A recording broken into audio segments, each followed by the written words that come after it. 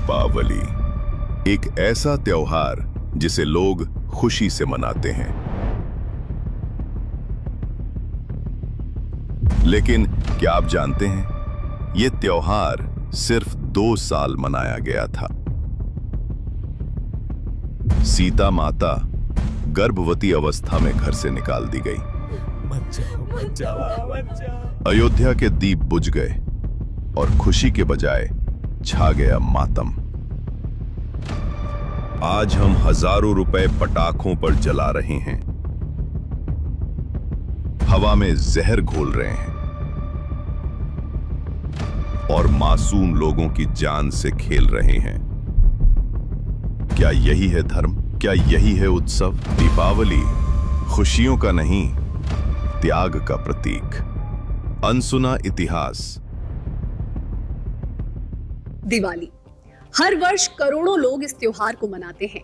घरों में दीप जलाए जाते हैं, लाखों करोड़ों के पटाखे फोड़े जाते हैं और बाजारों में भीड़ लगती है। लेकिन क्या आपने कभी सोचा है कि इस त्योहार की असली सच्चाई क्या है? नमस्कार दर्शकों, मैं हूं शिविका और आज हम बात करेंगे दीपावली के उस सच की जो शायद आपने कभी नहीं सुना होगा। आज हम जानेंगे इतिहास में ये त्योहार क्यों और कैसे शुरू हुआ और आज इसे कैसे मनाया जा रहा है। और सबसे जरूरी बात, क्या ये त्योहार हमारे धार्मिक शास्त्रों के अनुसार है और क्या शास्त्रों में इसे मनाने का कोई आदेश है? तो दर्शकों, चलिए शुरू करते हैं इन आध्यात्मिक गूढ़ रहस्यों की इस खास पड़ताल को। और मैं वादा करती हूँ आज के बाद आप दीपावली को नई नजर से देखेंगे। ये कहानी शुरू होती है बहुत पुराने समय से, अयोध्या नगरी से। राजा दशरथ के बेटे राम जी, जिन्हें विष्णु भगवान का अवतार माना जाता है, उन्हें 14 वर्ष का वनवास हुआ। ये हुआ कैसे? अयोध्या के राजा दशरथ की 3 रानियां थीं, कौशल्या, कैकेयी और सुमित्रा।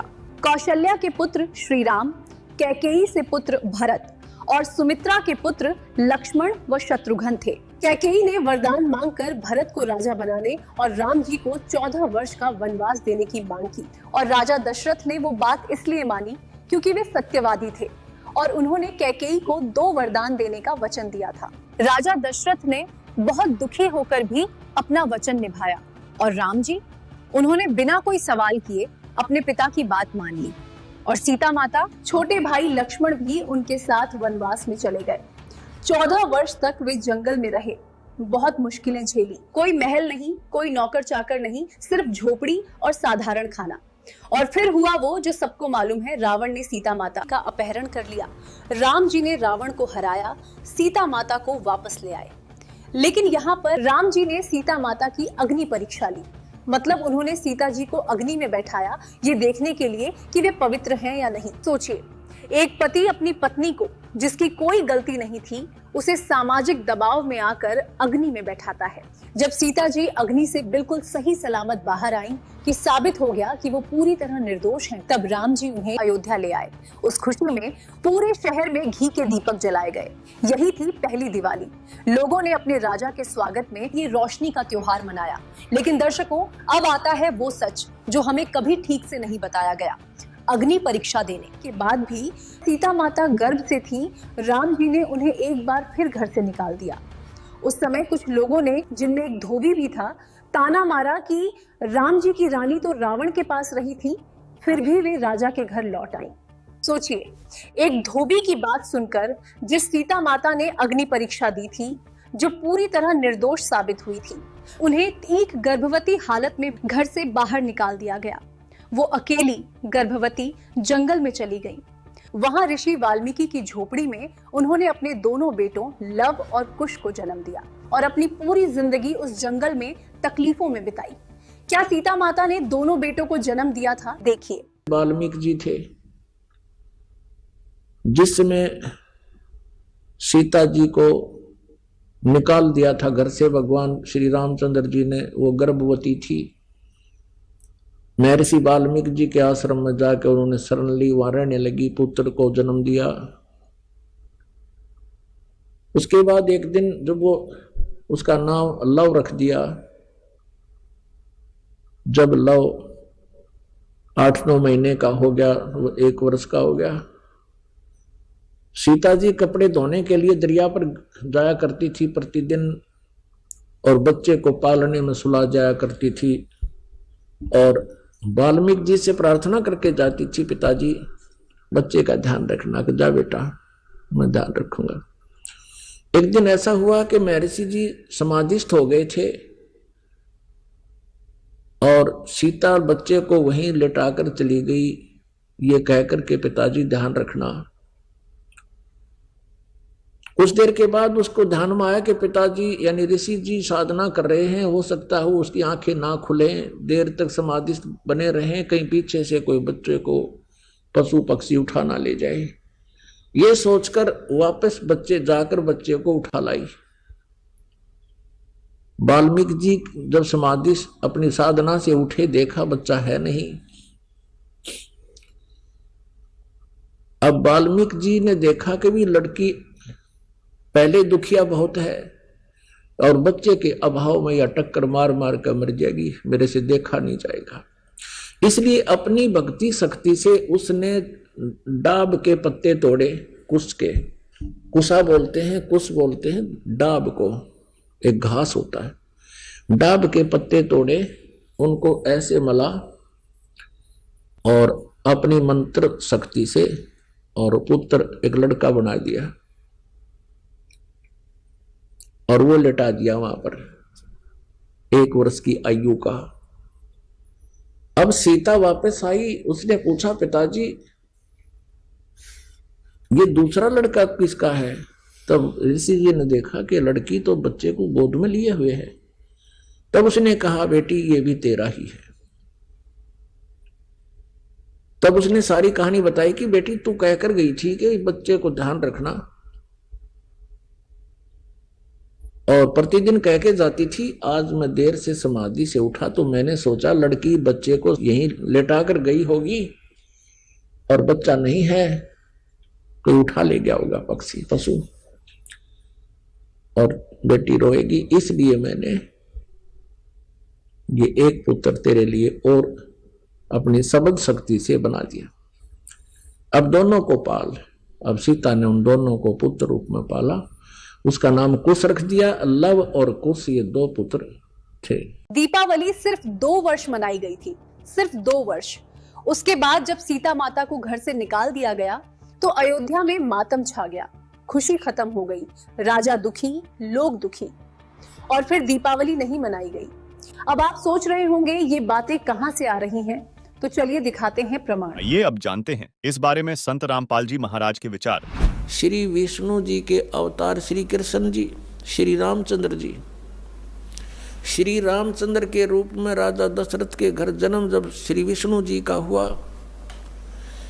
युवा हुए, युवा होते विवाह हुआ, विवाह होते ही वनवास हुआ, वनवास से सीता का हरण हुआ, यानी उसकी पत्नी का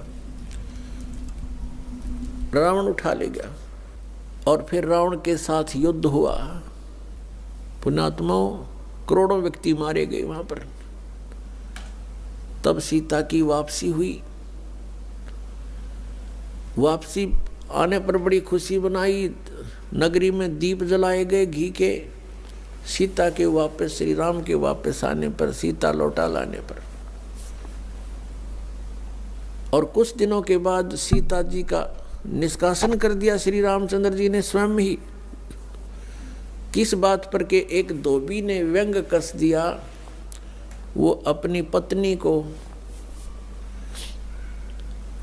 पत्नी को धमका रहा था रात्रि के समय। वो किसी उस आपस में कहा सुनी होने से उस धोबी की पत्नी घर से बाहर चली गई थी कहीं अपने रिश्तेदारी में। फिर वो वापस लेकर आया तो उसको धमका रहा था कि मैं तुझे घर नहीं रखूंगा, तू 3 दिन कहाँ रही, मैं दशरथ के पुत्र जैसा नहीं हूं जो वहां पर 12 वर्ष तक रावण के पास रही, उसको फिर घर ले आया। उधर से श्री रामचंद्र जी राजा थे अयोध्या के। पहले राजा लोग अपनी प्रजा के दुख सुखों को स्वयं ही जाना करते थे, रात्रि के अंदर वेश बदल कर घूमा करते थे। ये बात जब देखा कि किस घर में की आवाज आ रही है, वहां खड़ा होकर सुना तब उसने सुनने को मिला कि मैं उस राजा दशरथ के पुत्र रामचंद्र जैसा नहीं हूँ जो रावण के पास उसकी पत्नी रही और उसको घर में रखे हुए है, तो सुबह निकल जाना यहाँ से। इस बात को सुनकर ही श्री रामचंद्र जी ने सीता जी को निष्कासित कर दिया, निकाल दिया घर से कि नगरी के लोग मेरे ऊपर व्यंग कस रहे हैं और मैं ये बात नहीं सुन सकता। पुण्यात्माओं, जब सीता जी को रामचंद्र जी लाने लगे रावण का वध करके लंका का राज्य विभीषण को देकर, तब श्री रामचंद्र जी ने कहा था कि मैं तेरी परीक्षा लूंगा और यदि परीक्षा में सफल होगी तो मैं ले चलूंगा, नहीं तो नहीं ले चलूंगा।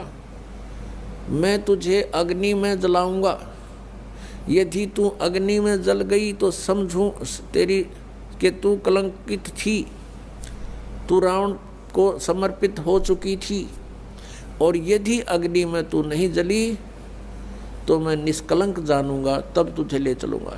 ऐसा ही किया गया।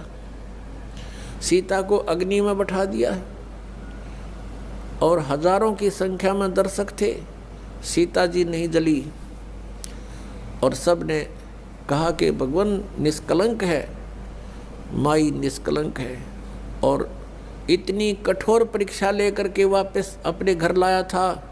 और फिर एक व्यक्ति के कहने से श्री रामचंद्र जी ने उसको निकाल दिया, अपनी पत्नी को। तो कहाँ गई वो उसका अपना जजमेंट? तो ऐसे ये राजा के योग्य भी नहीं थे ये लोग, और हम इनको भगवान मान रहे थे। एक गर्भवती औरत को अपनी को घर से बाहर निकाल देता है, कहीं मरो कहीं जाओ, कोई बात थी? या फिर परीक्षा लेने की क्या जरूरत थी? और क्यों इतनी दुनिया मरवाई, फिर छोड़ देता रहे, रावण के पास ही रहती हो। पुण्यात्माओं, यहाँ का राजा काल भगवान है और ये नहीं चाहता कि यहाँ के प्राणियों को परमात्मा का पता लग जाए, जिस कारण से इसने इनको भगवान सिद्ध करवा रखा था अपने नकली दूतों के माध्यम से। और फिर क्या होता है लास्ट में, श्री रामचंद्र जी ने अश्वमेघ यज्ञ घोड़ा छोड़ दिया कि पूरी पृथ्वी पर शासन प्राप्त करने के लिए कि इस घोड़े को जो पकड़ेगा वो युद्ध करे मेरे साथ। वो घोड़ा उन्हीं के पुत्रों ने, जो सीता जी ने बाहर जाके जन्म दिया था ऋषि वाल्मीकि की कुटिया में, एक पुत्र गर्भ में था, दूसरा फिर वाल्मीकि जी की मिसअंडरस्टैंडिंग के कारण एक घास से, यानी कुसा से, या घास होती है डाब, इससे एक लड़का बनाया था। तो लव और कुश नाम से प्रसिद्ध हुए। लव तो सीता के गर्भ से जन्म हुआ था और कुश को वाल्मीकि जी ने अपनी भक्ति शक्ति से उसको बनाया था। लव और कुश युवा थे, उन्होंने वो श्री रामचंद्र जी का घोड़ा पकड़ लिया। फिर उनका पिता पुत्रों का युद्ध हुआ तो दोनों ने छक्के छुड़ा दिए राम के, और सीता जी फिर भी उनके हाथ नहीं आई और वो पृथ्वी के अंदर समा गई। और श्री रामचंद्र जी ने आकर के सरयू नदी के अंदर, अयोध्या के साथ से बह रही एक सरयू दरिया, उसमें जल समाधि ले ली। देखिए, ये कोई कहानी नहीं है, ये हमारे पुराने धर्म ग्रंथों में लिखा हुआ है कि ये त्योहार लगातार नहीं मनाया जाता था।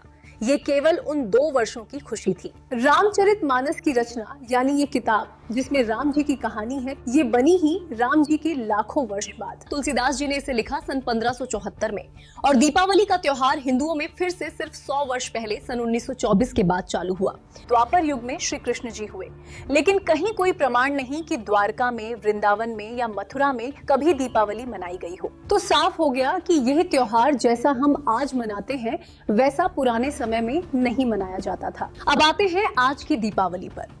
आज के जमाने में ये त्योहार कैसे मनाया जाता है? बाजारों में महीनों पहले से तैयारियां शुरू हो जाती हैं। पटाखों की दुकानें सज जाती हैं, एलईडी की रंग बिरंगी बत्तियां, मिठाइयां, तोहफे, करोड़ों रुपए का सामान बिकता है। परिवार हजारों रुपए पटाखों पर खर्च करते हैं। सोशल मीडिया पर, फेसबुक, इंस्टाग्राम पर भी सबसे बड़ा डिस्प्ले कौन करता है, ये मुकाबला हो गया है। रात भर आतिशबाजी होती है, शोर होता है, धुआं होता है। दीपावली की रात को जुआ खेला जाता है, कहा जाता है ये परंपरा है। लोग शराब पीते हैं, पार्टियां होती हैं, बच्चे देर रात तक 12 बजे 1 बजे तक पटाखे फोड़ते हैं और हम कहते हैं ये धार्मिक त्योहार है। लेकिन सवाल ये है, क्या यही धर्म है? क्या भगवान शराब पीकर, जुआ खेलकर और पटाखे फोड़कर खुश होते हैं? क्या यही हमारे बुजुर्गों ने सिखाया था? आज दीपावली एक बोझ बन गई है, खासकर गरीब और मध्यम वर्ग के परिवारों के लिए। पटाखे, मिठाइयां, तोहफे, नए कपड़े, सब पर हजारों रुपए खर्च करने पड़ते हैं। क्यों? क्योंकि समाज के और लोग भी यही सब कर रहे हैं। ये त्योहार अब कंपटीशन बन गया है, दिखावा बन गया है। असली भक्ति, असली प्रेम कहाँ रह गया? हम भगवान को खुश करने के बजाय लोगों को दिखावा करने के लिए दिवाली मना रहे हैं। अब बात करते हैं संतुलित तरीके से, मतलब दोनों पक्ष देखते हैं। दीपावली के कुछ अच्छे पहलू भी हैं। ये त्योहार परिवारों को एक साथ जोड़े रखता है। दूर रहने वाले भाई बहन और रिश्तेदार घर आते हैं। लोग अपने घरों की सफाई करते हैं, जो स्वच्छता के लिए बढ़िया है। व्यापारियों के लिए ये बड़े धंधे का समय होता है। लोग गरीबों को दान देते हैं, जरूरतमंदों की मदद करते हैं। ये सब अच्छी बातें हैं, इनमें कोई बुराई नहीं। लेकिन अब देखते हैं दूसरा पक्ष, और ये पक्ष बहुत गंभीर है। अब देखिए सबसे बड़ी समस्या। हर वर्ष दीपावली के दौरान क्या होता है, पूरे देश में खासकर बड़े शहरों में प्रदूषण इतना बढ़ जाता है कि सांस लेना मुश्किल हो जाता है। दिल्ली, मुंबई, कोलकाता, पटना, सभी जगह हवा की गुणवत्ता, मतलब हवा कितनी साफ है, वो 400 से 500 के बीच पहुंच जाती है। सांस की बीमारियां बढ़ जाती हैं, और ये केवल एक दिन का नहीं है। ये प्रदूषण हफ्तों तक, कभी कभी महीनों तक रहता है।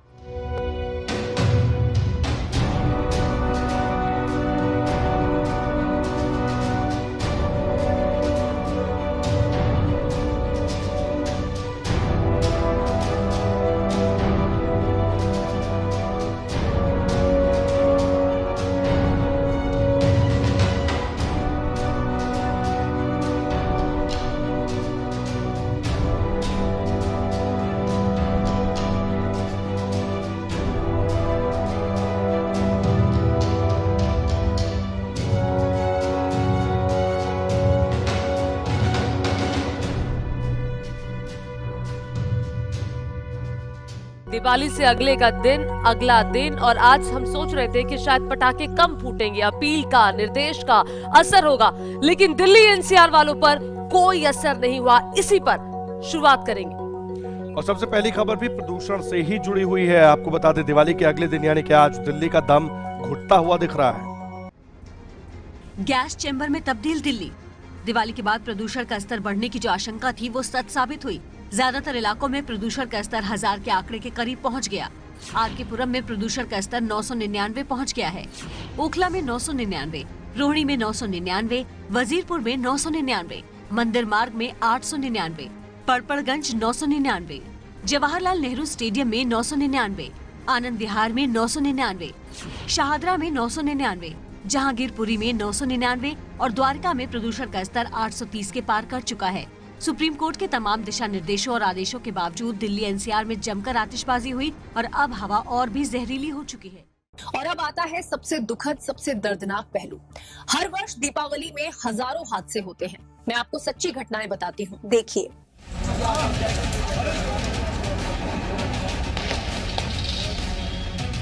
दिवाली के दिन जहां देश में लोग दिए और पटाखे जलाकर अपनी खुशी जता रहे थे, वहीं कुछ इलाकों में कुछ दुखद घटनाएं भी हो गई। देश के कई राज्यों में अलग अलग शहरों से आग लगने की कई घटनाएं सामने आई है।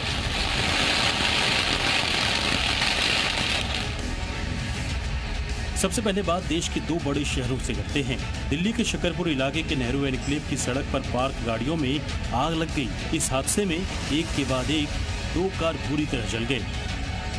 सूचना के बाद मौके पर पहुंची एक फायर ब्रिगेड की टीम ने आग पर काबू पाया, लेकिन तब तक बहुत देर हो चुकी थी। हालांकि इस घटना में किसी के हताहत होने की खबर नहीं है। मोगा में कपड़े की दुकान में आग लग गई। ये 6 अलग अलग तस्वीरें हम आपको दिखा रहे हैं। वहीं ग्रेटर नोएडा में कैंडल जलाते वक्त आग ने पूरे फ्लैट को अपनी चपेट में ले लिया। यूपी के बरेली और राजस्थान के करौली में भी बैंक्वेट हॉल और शोरूम जलकर खाक हो गए। इन 6 तस्वीरों के जरिए आप अंदाजा लगा सकते हैं कि दिवाली की रात किस तरीके से आग ने कई जगहों पर अपना तांडव दिखाया है। और ये 6 तस्वीरें उन डरावनी लपट। बताइए, क्या यही है हमारी खुशी? क्या यही है हमारा त्योहार? किसी माँ बाप के बच्चे की जान जाना, क्या भगवान ये चाहते हैं? खुद गीता ज्ञान दाता ने गीता में कहा है, भावुक होकर उनके सत्संग में जाती रही। अब पता चला कि उन्होंने गीता जी में वर्णित ज्ञान को तो समाज तक पहुंचाया ही नहीं, अपनी दंत कथाएं सुनाई, गीता जी का नाम लिया। ये पवित्र गीता जी, इसमें अध्याय नंबर 16 का और श्लोक नंबर 23-24 में प्रत्यक्ष प्रमाण करते हैं भगवान, ये ब्रह्म गीता बोल रहा है, श्री कृष्ण गीता नहीं बोल रहे। अब ये सारी बातें आपको उलट लगेंगी, लेकिन ये प्रमाण दिए जाएंगे, फिर सुलट हो जाएंगी। 23 में लिखा है कि जो साधक, जो पुरुष, जो व्यक्ति शास्त्र विधि को त्याग कर अपनी इच्छा से मनमाना आचरण करता है, वह न सिद्धि को प्राप्त होता है, न परम गति को और न सुख को ही। जो जिसने वेदों में वर्णित विधि के विरुद्ध साधना की है, गीता जी में लिखी मार्ग के विरुद्ध पूजाएं की हैं, वो न तो सिद्धि होए, न उसकी कोई गति बने और न ही उसको कोई सुख होए। इसलिए अर्जुन, ये 24वां श्लोक है, इससे तेरे लिए कर्तव्य और अकर्तव्य की व्यवस्था में जो आपने भक्ति करनी चाहिए जिस आधार पर, वो और जो नहीं करने चाहिए भक्ति के कर्म, वो तेरे लिए शास्त्र ही प्रमाण है। इस ऐसा जानकर तू शास्त्र विधि से नियत कर्म करने योग्य है, अर्थात और साधना मत करना। शास्त्र विधि मतलब धर्म के सही नियम को छोड़कर जो भी करते हैं वो गलत है। और आज की दीपावली में ठीक यही हो रहा है। इसके अलावा जुआ, ताश, कार्ड्स जो इस दिन परंपरा के नाम पर खेला जाता है, कितने परिवार बर्बाद होते हैं, लोग हजारों रुपए हार जाते हैं। फिर घर में झगड़े होते हैं, शराब का सेवन बढ़ जाता है, नशा करने वाले और बढ़ जाते हैं। पालतू जानवर, कुत्ते, बिल्लियां, गायें और अन्य जंगली जानवर आतिशबाजी के शोर से बहुत डर जाते हैं। कई तो डर से, सदमे से मर भी जाते हैं। पक्षी उड़ते उड़ते दिशा भटक जाते हैं। बुजुर्ग और मरीज जिन्हें शांति चाहिए, आराम चाहिए, उन्हें पूरी रात शोर सहना पड़ता है। हार्ट के मरीज, बीपी के मरीज, सबको दिक्कत होती है। तो सवाल ये है, क्या कोई रास्ता है? क्या कोई समाधान है? क्या हम त्योहार नहीं मना सकते? नहीं दर्शकों, ऐसा नहीं है। समाधान है, जरूर है, लेकिन असली समाधान है सच्ची भक्ति को समझना। सच्ची भक्ति को संत रामपाल जी महाराज जी बताते हैं, हमें वर्ष में एक दिन नहीं, हर दिन भक्ति करनी चाहिए। संत रामपाल जी महाराज के शिष्य जो उनके भक्त हैं, वे हर दिन सुबह और शाम देसी घी के दीपक जलाते हैं। वर्ष में सिर्फ एक दिन नहीं, हर दिन। वे सभी 5 मुख्य देवताओं को रोज याद करते हैं, ब्रह्मा जी, विष्णु जी, शिव जी, गणेश जी और दुर्गा माता को। सवाल उठता है, ये सब किस आधार पर कहा जा रहा है? ब्रह्मा जी, विष्णु जी, शिव जी, ये तीनों से भी ऊपर एक पूर्ण परमात्मा है। अब देखिए ये प्रमाण, ये रामचरितमानस से है, वही किताब जिसमें राम जी की कहानी है। अब आपको दिखाते हैं श्री रामचरितमानस से वह प्रमाण जिससे स्पष्ट होगा कि ब्रह्मा, विष्णु, महेश से ऊपर भी कोई भगवान है। बालकांड में एक प्रकरण आता है जब मनु और सतरूपा परमात्मा को पाने के लिए तपस्या करने लगते हैं। आइए देखते हैं मनु और सतरूपा किस परमात्मा की भक्ति कर रहे थे। ये है श्री रामचरितमानस से बालकांड का दोहा नंबर 143, जिसकी चौपाई नंबर 3 में लिखा है कि नेति नेति जेहि वेद निरूपा, निजानंद निरूपाधि अनुपा, शंभु विरंची विष्णु भगवाना, उपजहीम जासु अंश ते नाना।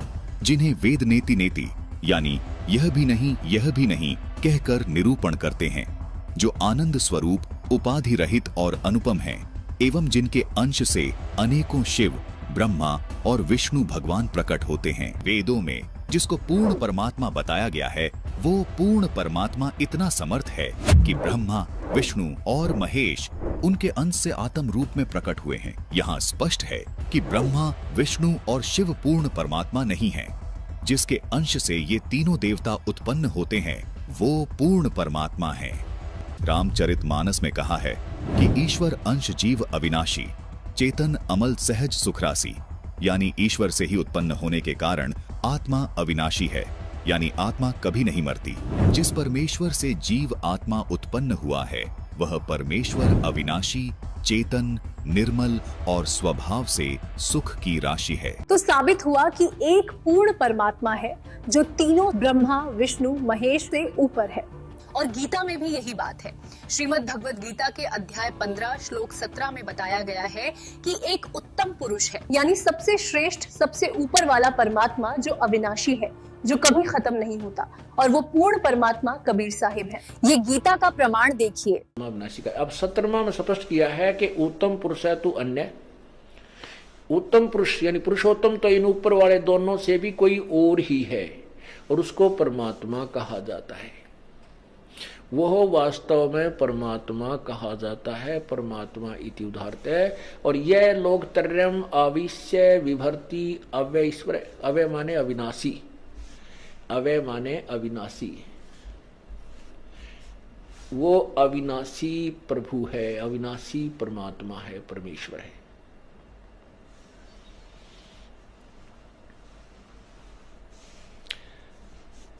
अब सिद्ध हो गया क्योंकि ऊपर दोनों से कोई और है, सरपुरुष अक्षर पुरुष से कोई उत्तम पुरुष और है, और वही परम अविनाशी, और वही तीनों लोकों में प्रवेश करके सबका धारण पोषण करता है। तो पूर्ण परमात्मा की असली भक्ति करनी चाहिए, वही भक्ति सही फल देगी। और देखिए क्या बदलाव आता है जब सच्ची भक्ति की जाती है।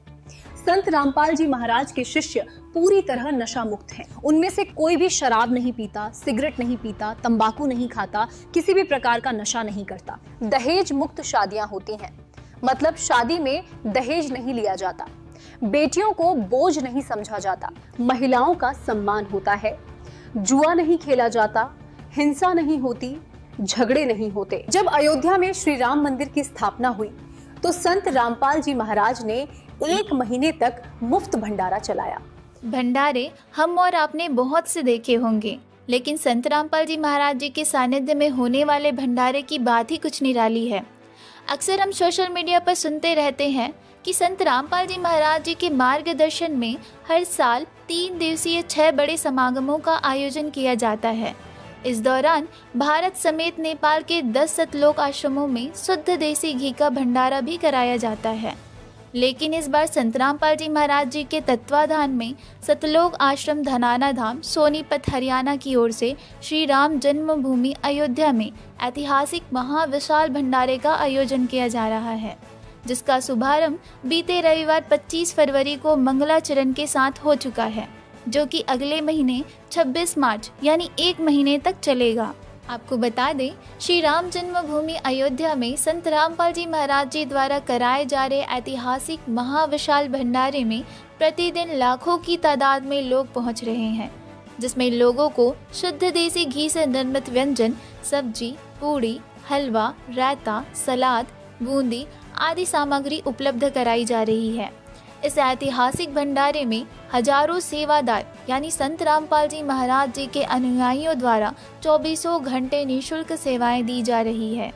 संत रामपाल जी महाराज जी के अनुयायियों यानी भंडारे में सेवा कर रहे सेवादारों ने बताया कि यह ऐतिहासिक भंडारा संत रामपाल जी महाराज जी के द्वारा श्री राम मंदिर को देखने आने वाले श्रद्धालुओं के लिए 25 फरवरी से 26 मार्च तक आयोजित कराया गया है, जिसकी शुरुआत 25 फरवरी को संत रामपाल जी महाराज जी के सानिध्य में हुआ है।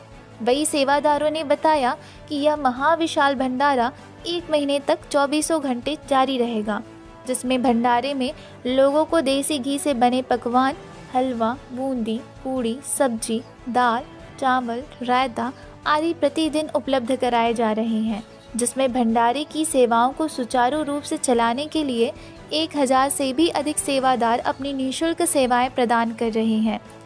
वही संत रामपाल जी महाराज जी के समर्थकों ने बताया कि एक अनुमान के तहत प्रतिदिन 1 लाख से 1.25 लाख के करीब लोग भंडारा ग्रहण कर रहे हैं। चलाया जा रहा है, इस भंडारे के बारे में क्या कहना चाहेंगे आप? संत रामपाल महाराज जी के सानिध्य में जो भंडारा चल रहा है, इसकी व्यवस्था और जो सेवक हैं उनकी व्यवस्था देख के मैं अभिभूत हो गया हूँ। और खाना तो वाकई में स्वादिष्ट है, लाजवाब खाना है।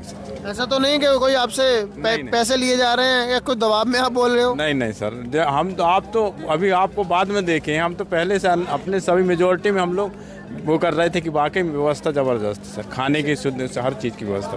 नमस्कार बहन जी, क्या नाम है आपका? मेरा संजना रजक। कहाँ से हैं आप? जबलपुर डिंडोरी से। बहन जी बताइए, व्यवस्थाएं बताइए इस पूरे अयोध्या की, पूरे आश्रम की, पूरे भंडार गृह की सारी व्यवस्थाएं। तो शब्द ही नहीं है कि मैं कैसे तारीफ करूं। मतलब बहुत अच्छी व्यवस्था है यहाँ पर, मैं अभी तक ऐसा देखी ही नहीं हूँ जैसे अयोध्या में मुझे देखने मिला। सब व्यवस्था जो ट्रेन में बैठी वैसे ही शुरू हो गई उनकी सेवा जो होना चाहिए था। बहुत अच्छा लगा। लेकिन एक ताऊजी, इनसे हम बात करते हैं और इनके बारे में जानते हैं और यहाँ के भंडारे की व्यवस्था के बारे में इनसे जानते हैं। नमस्कार जी। देखिए, यहाँ तो इतना सुंदर भंडारा चल रहा है कि आनंद बरस रहा है और संत रामपाल जी की कृपा यहाँ साक्षात हम लोगों को बरसती भी नज़र आ रही है। बाबा रामपाल जी की भी हम लोगों को कृपा मिल रही है। इससे बड़ा सौभाग्य हमारे लिए और क्या हो सकता है कि रामलला के दर्शन भी हुए हैं और रामपाल जी का भंडारा भी हमने खाया है। तो भंडारा आपको कैसा लगा? भंडारा अमृत था जी, अमृत। आप ये देखिए कि अमृत पान हम लोगों ने किया, इससे बड़ा सौभाग्य क्या होगा। उनकी तो कृपा पूरे देश के अंदर ही नहीं पूरी दुनिया के अंदर बरस रही है। मैंने उनका साहित्य पढ़ता हूँ, मैं जब देखता हूँ कि नौजवान जब उनका साहित्य बांटते हैं या हमारे यहाँ भी आते हैं, सहारनपुर में भी, तो मैं उनकी बुक्स वगैरह पढ़ता रहता हूँ। बहुत ही विचित्र दर्शन है उनका, बड़ा विस्तारित दर्शन है। ऐसा दर्शन रामपाल जी को ये समझ लो कि ऐसे लोग विरले ही पैदा होते हैं दुनिया के अंदर, विरले ही रामपाल जी जैसे पैदा होते हैं जो समाज को नई दिशा देते हैं। उन्होंने कबीर पंथ के बारे में बहुत कुछ लिखा, मैंने सब पढ़ा है, मुझे पढ़ने का सौभाग्य मिलता है। और यहाँ आकर जब मैंने उनका ये इस भंडारे को देखा और इस पंडाल को देखा तो मैं चकाचौंध देख रहा हूँ कि उनके कार्यकर्ता, उनके अनुयायी किस तरह से पंक्तिबद्ध होकर बड़े अनुशासन में, बड़ी सफाई और बड़ा सुंदर भंडारे का आयोजन। चाय इतनी अच्छी बनी हुई है, देखिए आप रेस्टोरेंट में भी चाय पियेंगे 20 रुपये से 30 रुपये 50 रुपये से कम नहीं मिलेगी, यहाँ पर निरंतर चल रहा है। तो ये उनकी बहुत बड़ी विशेष कृपा है ना, तभी तो चल रहा है। बहुत बहुत धन्यवाद और मैं उनके श्री चरणों में बहुत बहुत नमन करता हूँ। रामपाल जी जैसे संत पूरी दुनिया के अंदर होने चाहिए, तभी इस देश का कल्याण होगा। मैम, आपको भंडारा कैसा लगा? बहुत बढ़िया, सफाई भी बहुत है। कहते हैं नीचे ना बैठो, ऊपर बैठो टेबल पे, और अगर एक दाना भी गिरता है ना तो तुरंत उठाने के लिए आते हैं हम लोग। बहुत अच्छा लगा। नमस्कार सर जी, राम राम जी, कैसे हैं आप? जय श्री राम, एकदम ठीक हैं हम। कैसा लगा आपको भोजन सर? भोजन बहुत अच्छा लगा। मैं अरविंद सिंह हूँ और यहाँ नव अयोध्या में जो 6 भंडारे चल रहे हैं इसका दायित्व हमारे ऊपर है और भंडारे का हमने प्रसाद ग्रहण किया। हमको जो सबसे अच्छा इसमें लगा कि प्रसाद तो बहुत स्वादिष्ट है ही, उसमें कोई कहीं से शंका नहीं है, लेकिन जो उसमें खिलाने वाले का भाव है उसको वो प्रसाद को दुगना स्वादिष्ट बना दे रहा है। बड़े प्रेम भाव से भोजन कर रहे हैं, आपको बहुत अच्छा लग रहा है। जब वो कहते हैं कि रोटी राम, सब्जी राम, दाल राम, हलवा राम, तो हर चीज में राम। वो जो उनका बोलने का अंदाज है प्रेम भाव का, कि आदमी अगर भक्त एक रोटी एक पूड़ी खाना चाहता है तो वो 2 और 3 खा जाता है उस भाव में। ये हमको सबसे सुंदर लगा, सबसे अच्छा लगा कि कितनी भी भीड़ आ जाए किसी के ऊपर कोई दिक्कत नहीं, किसी के चेहरे पर कोई शिकन नहीं। मैं जब भी आता हूँ मुझसे बोलते रहते हैं कि जितने भी लोग हों आप भेजो, कोई चिंता की विषय नहीं है। 24 घंटे हम खिलाएंगे, 24 घंटे हम चाय पिलाएंगे। ये भाव देखकर मैंने इतना बड़ा भाव अपने जीवन में पहली बार देखा है।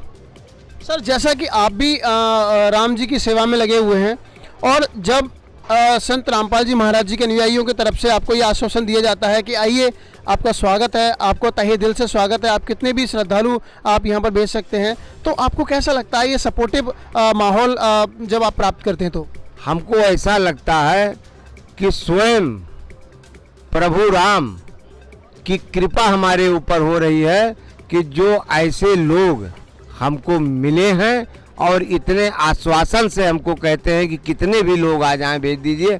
हमारी वो सारी चिंताएं दूर हो गई कि अगर संख्या ज़्यादा आएगी तो मैं क्या करूंगा। अब मैं एकदम निश्चिंत हो गया हूं कि कितनी भी संख्या आए, हमारे पास ऐसे संत जी के, रामपाल जी के शिष्य गण यहाँ पे हैं कि हमने अब सारी चिंता संत रामपाल जी पर छोड़ दिया। यही है असली राम भक्ति, यही है असली सनातन धर्म। अब बात करते हैं असली नाम की, असली मंत्र की। असली मंत्र ओम तत्सत ये है, यही शास्त्रों में बताया गया है और ये मेरे शब्द नहीं है, ये गीता में वर्णित है। देखिए, अब 17वें अध्याय के गीता जी के 23वें श्लोक में कहा है कि उस सच्चिदानंद घन ब्रह्म के पाने का 3 मंत्र का जाप का निर्देश है, नथिंग एल्स। निर्देश माने नथिंग और कुछ नहीं, सिंपल ओनली डायरेक्शन।